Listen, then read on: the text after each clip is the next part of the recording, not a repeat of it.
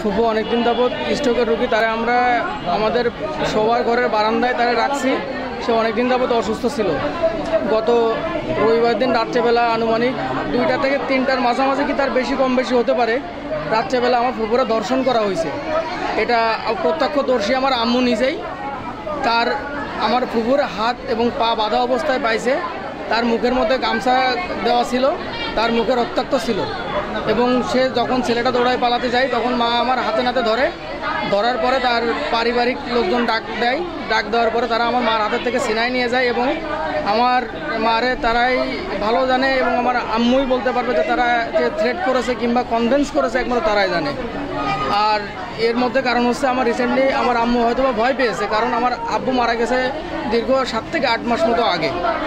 আর আমরা তিন ভাই হয়তো বা আমাদের কথা চিন্তা করে সে বিষয়টা সম্পূর্ণ চুপচাপ ছিল। কিন্তু গতকালকে তার বাপ আমার অফার করে ঘরোয়া পরিবেশে মেটানোর জন্য, আমি অফারটা অ্যাকসেপ্ট করি নাই। আমি বাড়ি এসে তৎক্ষণাৎ আমার মারে জিজ্ঞেস করার পরে আমার আম্মু সব কিছু খুলে বললো আমাকে। খুলে বলার পরে আমি আইনের শরণাপন্ন হয়েছি ভাই। এখন আপনাদের কাছে সুষ্ঠু বিচার চাই আমি, আর কিছু না ভাই। অফার করলো বললেন, তাহলে এই 3 দিন আপনারা কি করেছেন? এতদিন কেন আসেন ভাই? এই 3 দিন আমরা আসি নাই, আমাদের জানানো হয়নি ভাই।